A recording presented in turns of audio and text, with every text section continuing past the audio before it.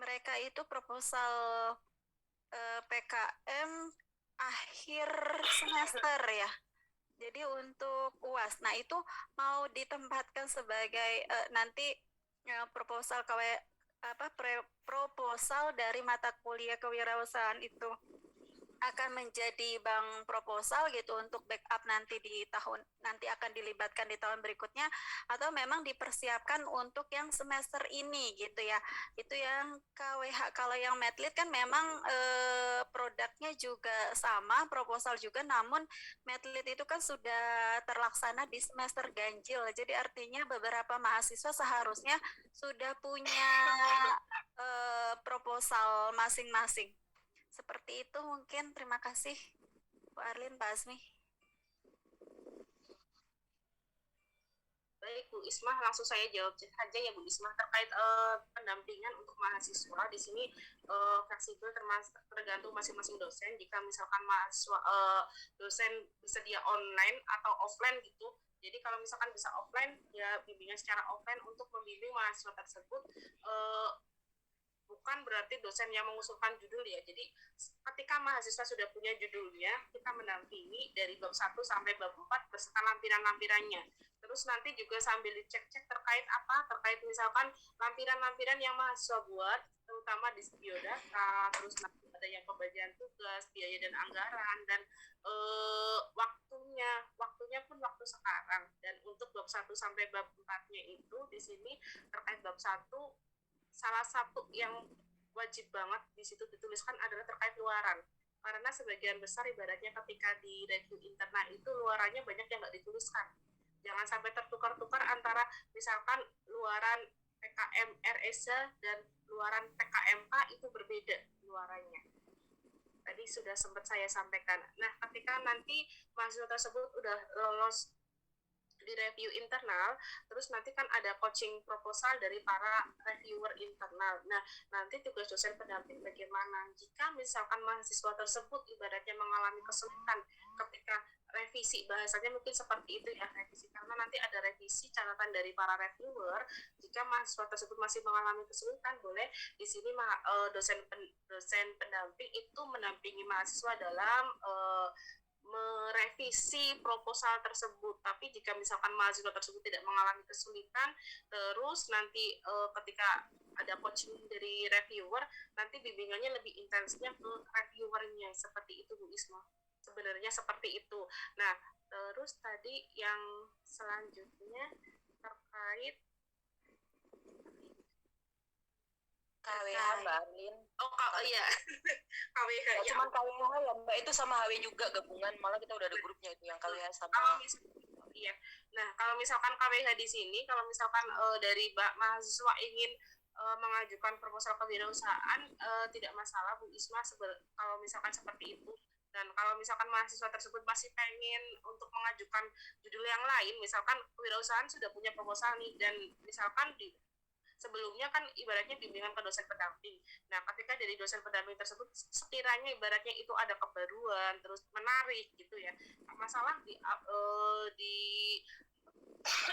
unggah ke IPKM nggak masalah. Tapi kalau misalkan masih yang ibaratnya kewirausahaannya adalah misalkan yang bahasanya misalkan hanya jualan, tidak ada kebaruan, mungkin diganti dengan PKM yang lain. Seperti itu Bu Isma. Kalau misalkan terkait kewirausahaan, karena di sini kewirausahaan itu peminatnya cukup banyak. Karena kemarin yang pas waktu online saja ibaratnya sekitar 100 lebih gitu Bu Isma. Seperti itu.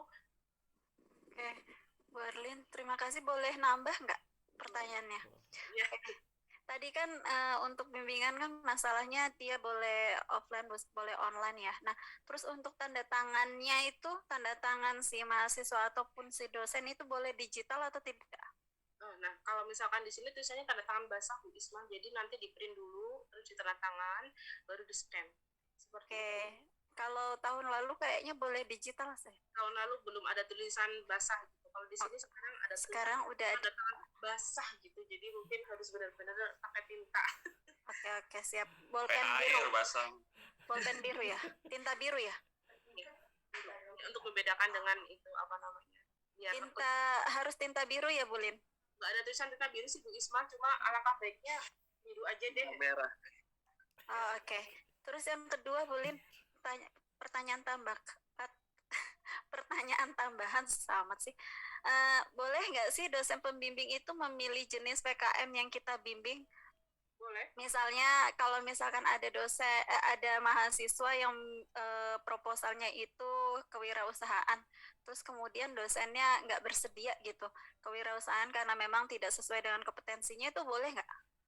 Oh, jadi kayak gini Bu, sebentar sambil saya colokin fotonya. Jadi terkait itu mungkin dosennya kayak gini.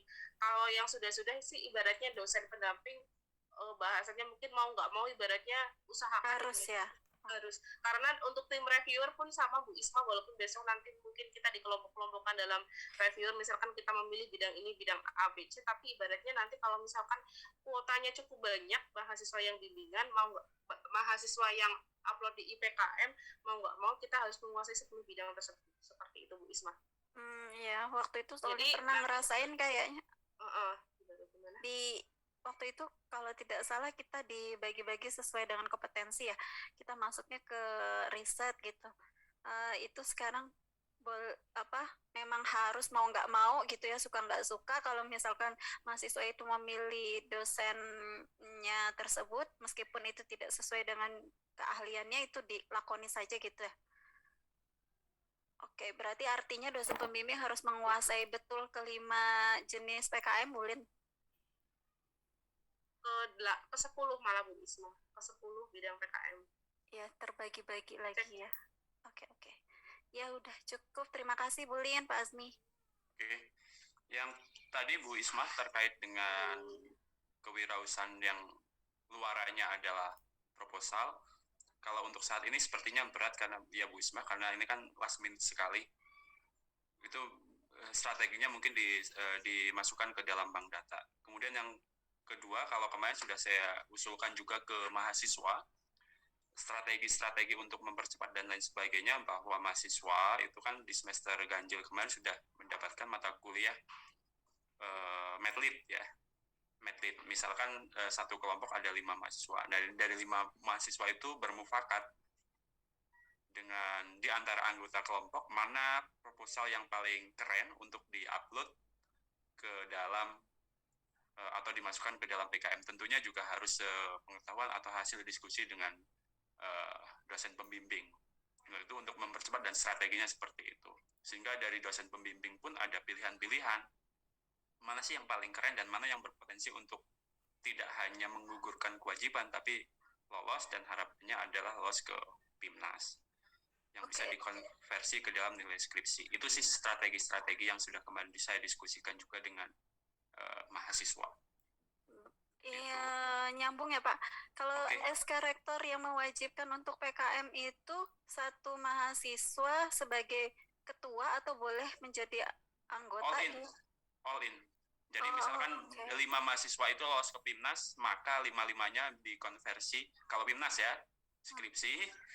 Yang kedua adalah kalau lolos level universitas, maka sudah tergugurkan kewajibannya untuk kelima mahasiswa tersebut, tidak melihat kedudukan baik itu ketua atau anggota. Oke. Itu sih. Begitu ya Bu Mita ya. Kalau saya salah silahkan Bu cross check Bu Mita, Bu Arlin. Oke, silahkan Pak Gunawan. Ya baik, terima kasih. Kedengaran Pak Azmi suaranya? Oke. Ya baik. Ya terima kasih. Bismillahirrahmanirrahim. Assalamualaikum warahmatullahi wabarakatuh. Terima kasih para panitia atau mungkin pemateri, para wadek dan yang lainnya, para dosen. Mudah-mudahan dalam sehat semuanya ya. Baik, langsung saja. Pertanyaan saya adalah yang pertama, template yang tahun kemarin itu dengan tahun ini Bu Arlin apakah sama atau tidak gitu ya? Karena tahun kemarin itu jujur saja ada sekitar 7 PKM dari bimbingan saya masuk lolos di internal begitu ya.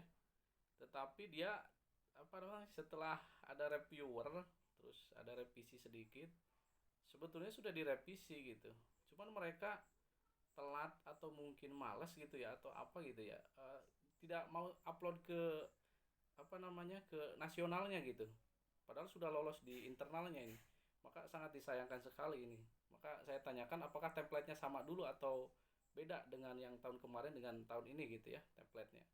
Terus kemudian yang kedua, kalau misalkan sudah di plotting mahasiswa tertentu kepada dosen tertentu gitu kan, ini jujur saja ini ada proposal yang 7 itu dari saya ini, apakah boleh gitu kan kalau misalkan eh, kami bedah lagi gitu, kami perbaiki, revisi, terus kemudian kami majukan lagi gitu kan dengan mahasiswa yang sama gitu, dengan mahasiswa yang sama, apakah boleh? Kalau memang tidak boleh, pengennya disesuaikan sesuai dengan plotting yang ada, mudah-mudahan ya ada solusinya begitu. Ataukah mungkin dengan proposal yang baru seperti tadi saran Pak Ajmi dari masing-masing 5 orang itu proposal yang terbaik siapa gitu kan, ataukah mau seperti itu, ataukah boleh gitu ya dengan mengajukan proposal yang tahun kemarin sudah pernah lolos gitu ya. Itu yang kedua. Dan yang ketiga adalah untuk pendanaan, Bu Arlin tadi saya mengikuti ini dimaksimalkan 7 juta ya, 7 juta untuk PKM PKM apa aja itu ya. Jadi saya belum hafal itu ya. Nanti mohon disampaikan lagi untuk pendanaan ini. Dan jujur saja mahasiswa kadang untuk keluaran dan lain sebagainya mereka ingin yang simple gitu ya. Kadang luaran membuat jurnal, membuat buku atau membuat poster, membuat haki, mereka bahkan mungkin mencoretnya gitu karena pengennya membeli bahan gitu. Tadi udah disampaikan berapa presentasinya. Kadang mereka itu dia tidak bisa di situ. Memang ini masalah teknis gitu ya, pembimbingan dari dosen. Cuman kadang mahasiswa suka miss-nya itu di situ gitu. Kemarin saya cek ke sana, ternyata ada miskomunikasinya di situ. Jadi mohon dibantu arahannya nanti biar lebih detailnya terkait RAB-nya Bu Arlin. Terima kasih Pak Azmi. Terima kasih Bu Arlin. Wassalamualaikum warahmatullahi wabarakatuh. Assalamualaikum warahmatullahi wabarakatuh. Silakan Bu Arlin. Oke, terima kasih Pak Gunawan. Langsung saya jawab ya. Untuk template-nya di sini, mahasiswa wajib banget ibaratnya membaca template yang terbaru Pak. Karena apa? Walaupun misalkan kayak gini, antara template tahun 2000, 2021, 2022 mungkin tidak berbeda jauh dengan template yang sudah-sudah ya Pak ya.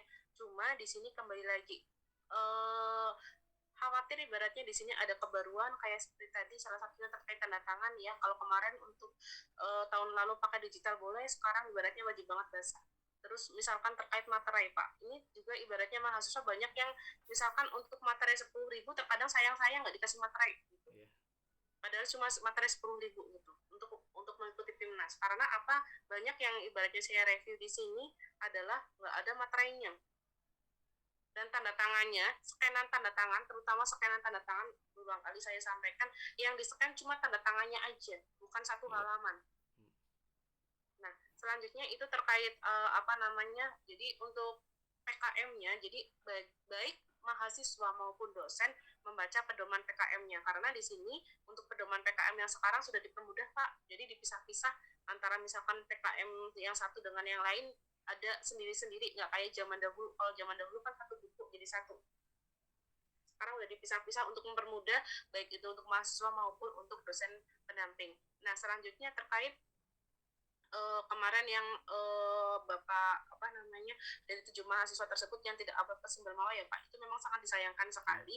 Karena apa? Karena kalau sudah lolos review internal itu udah tinggal selangkah lagi ke Simbalmawa, jadi mungkin nanti dari dosen pendamping pun digiatkan mahasiswanya, diingatkan lagi kalau sudah lolos internal, ayo upload ke Simbalmawa gitu ya. Nah, terus apakah boleh kalau misalkan judul yang tahun lalu disubmit sekarang, diunggah sekarang? Boleh Pak, nggak masalah. Cuma di sini kembali lagi terkait kebaruan. Karena apa? Khawatir ibaratnya yang baru-baru sekarang lebih bagus-bagus, jadi kemungkinan seleksinya lebih ketat lagi. Dan sepertinya animo mahasiswa untuk mengikuti PKM saat ini sudah cukup banyak. Kalau misalkan kemarin online, ibaratnya menyuruh mahasiswa untuk ikut PKM aja sangat susah sekali. Kalau sekarang, insya Allah ibaratnya animo mahasiswa untuk mengikuti PKM, bahasanya karena ada kewajiban untuk semester 2019 mengikuti PKM, mungkin akan bertambah, jadi seleksinya mungkin akan lebih ketat lagi. Seperti itu Pak Gunawan. Terus terkait anggaran biaya, jadi terutama di sini kayak gini Pak Gunawan. Ketika luaran di sini tadi saya sempat menyampaikan luarannya itu apa saja, baik itu untuk RS PKM kewirausahaan, PKM PM, itu luaran wajib Pak, nggak bisa di skip. Jadi misalkan kayak mahasiswa, saya nggak mau bikin luaran laporan akhir, atau misalkan saya nggak mau ibaratnya membuat artikel ilmiah. Kalau misalkan seperti itu, kayak di bab satunya aja ibaratnya ada luaran seperti itu luaran wajib. Jadi mau nggak mau ibaratnya mahasiswa tersebut harus membuatnya. Terkait rancangan RAB-nya itu tadi kan ada persentase masing-masing ya Pak ya, yang ibaratnya di sini untuk honorarium pun nggak boleh. Ada yang ibaratnya bagian-bagian tertentu yang misalkan untuk honorarium, konsumsi, pulsa ibaratnya juga ada batasannya. Ada semua di di pedoman untuk misalkan PKM RSH ada, di situ ada tulisannya kok Pak. Insya Allah ibaratnya sudah cukup jelas. Jadi apa saja yang nggak boleh tolong jangan dicantumkan. Beli barang pun ibaratnya terkait bahan ya Pak ya, tidak boleh misalkan barang tersebut harganya lebih dari 1 juta. Terus membeli flash disk pun nggak boleh. Ada penjelasannya secara detail di pedoman kok Pak. Nanti insya Allah nanti di-share di grup grup dosen, biar nanti para bapak ibu jika nanti mahasiswanya misalkan mengikuti PKM RS atau misalkan mengikuti PKM AI atau bagaimana, dilihat lagi di pedoman. Seperti itu Pak Gunawan. Ada lagi yang sudah semuanya kah? Terkait pengelompokan Bu ini kelompoknya? Pengelompokan. Kalau pengelompokan ini nanti Pak Asmi ya, pengelompokan Pak Asmi. Pak Asmi cek. Kalau misalkan pengelompokan kemarin Pak Asmi? Oke, pengelompokan kurang lebih per jam ini sekitar 130 kelompok. Nanti saya yang akan mengelompokkan. Jadi Bapak Ibu dosen, jika sudah ada yang mahasiswa sudah menghubungi dan lain sebagainya, mohon tidak memutuskan sepihak. Saya kelompok ini karena sekali lagi ini last minute, ada 130, kalau harus request satu-satu pusing di saya gitu. Jadi mohon Bapak Ibu dengan kerendahan hati, bukan saya bermaksud untuk otoriter, tapi ini untuk kemaslahatan bersama, memperhatikan waktu yang sesingkat-singkatnya. Itu ya, jadi yang perlu saya garis bawahi, Bapak Ibu, batas maksimal membimbing sesuai syarat dan ketentuan adalah 10 kelompok. Gitu. Itu Bu Arlin terkait. Setelah ini nanti insya Allah akan ditutup pengisian kelompok per jam 18.00. Mudah-mudahan paling lambat besok sudah dikeluarkan SK pembimbing PKM di tahun 2022. Nanti melalui Bu Hasri akan dibikin checklist instrumen supaya memudahkan Bapak Ibu kontrol. Tadi yang disampaikan oleh Bu Arlin, tanda tangannya basah enggak, tinggal checklist. Latar belakangnya sudah masuk ABC belum, gitu sih kurang lebih. Sehingga melalui kontrol itu bisa mempermudah Bapak Ibu untuk checklist. Jadi nanti saya harapkan Bapak Ibu tidak hanya membubuhkan tinta biru di lembar pengesahan, tapi benar-benar kontrol dari A sampai Z. Sekali lagi ini untuk kebermaslahatan kita semua. Yang ujungnya jelas, Bu Isma selalu underline lamdik. Begitu ya Bu Isma ya?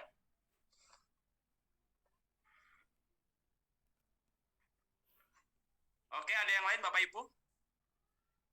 Bapak Ibu kalau belum mengisi daftar hadir, silahkan mengisi daftar hadir terlebih dahulu. Ada pertanyaan lain Bapak Ibu? Silahkan.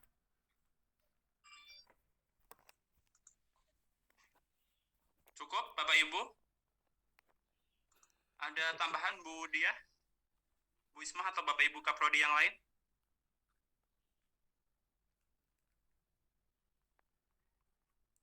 Cukup ya?